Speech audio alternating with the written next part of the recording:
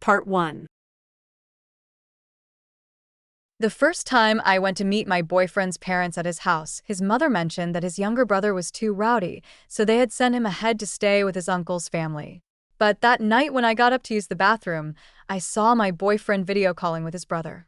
The brother complained sadly, "Dad, when can I come home?" The first time I went back to my boyfriend Jason Hart's house to meet his parents, I felt nothing but warmth and hospitality.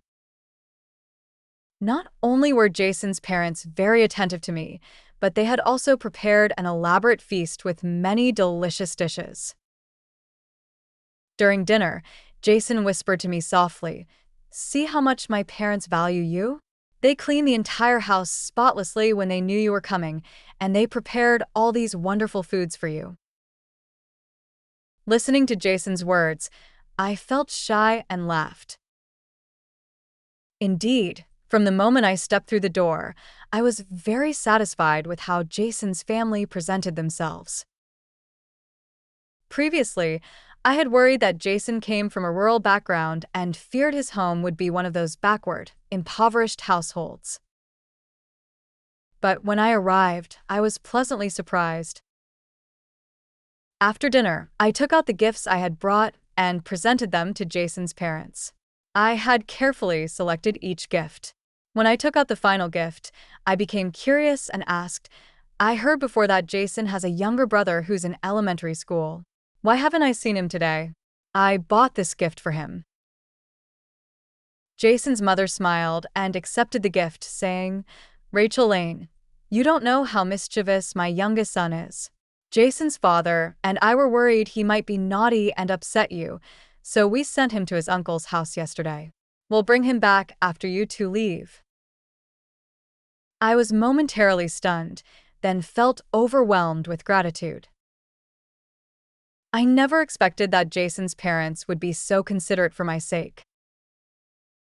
That evening, after I took a shower, I went to the room that Jason's parents had arranged for me. Feeling excited and wanting to show off, I posted about this directly on social media. When I came back from the bathroom, I happily unlocked my phone, eager to read the congratulatory comments. But the highest-rated comment said, "Run away. This younger brother is your boyfriend's son." I was stunned and laughed out loud. It was ridiculous. Jason was only 28, his younger brother was in second grade, and already 9 years old. Would Jason have had a child when he was 19? Impossible. Just then, I heard the sound of the door opening, and when I turned, Jason was coming in carrying a bowl. "Rachel, my mom made you lotus seed and white fungus soup. She was worried you might have gotten overheated from your journey, so this will help cool you down." I happily accepted it, and Jason's eyes glanced at my phone. "What are you reading?" I took a sip of the soup and laughed. I just posted to show off, and someone left a sour comment, saying your brother is actually your son, so that's why your family sent him away, worried he'd call you dad. Jason's face changed for a moment, then quickly returned to normal. He laughed at me, saying, "These internet users these days have such wild imaginations. How could they come up with such nonsense? They just can't stand to see others happy, right?" I nodded. Exactly. I don't believe them at all. I even deleted that comment. Seeing me say this, Jason seemed relieved. After I finished the soup, I felt suddenly drowsy. "You should go rest too. Don't we need to visit your grandmother tomorrow? We need to wake up early. I'm going to sleep now." As I spoke, I felt overwhelmed by exhaustion and lay down on the bed, falling asleep immediately. In my drowsy state, I saw Jason pick up my phone and check it. I was somewhat surprised. Jason had always trusted me and never checked my phone. Why would he do it today? But my drowsiness was overwhelming and I was too tired to care, so I passed out completely. I don't know how long I slept, but suddenly, sharp pain erupted in my abdomen, jolting me awake. I opened my eyes and reflexively crawled to the edge of the bed and began vomiting. It seemed I had been too greedy.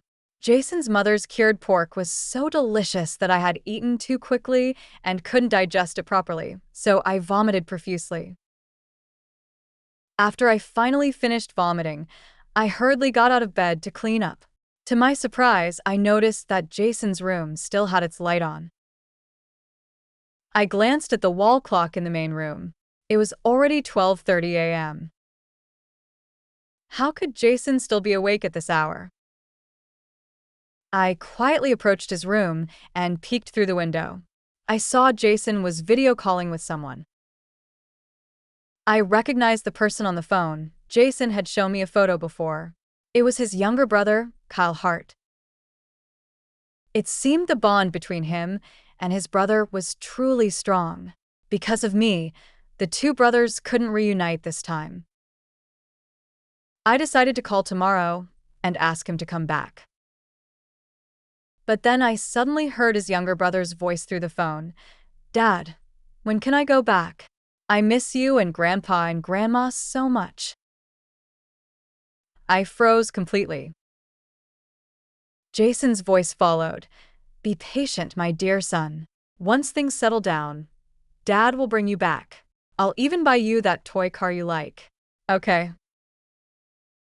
On the other end, Kyle excitedly called out, while I stood there completely petrified, as if nailed to the ground. Then a familiar voice suddenly came from behind me. "Rachel, what are you doing awake at this hour instead of sleeping?"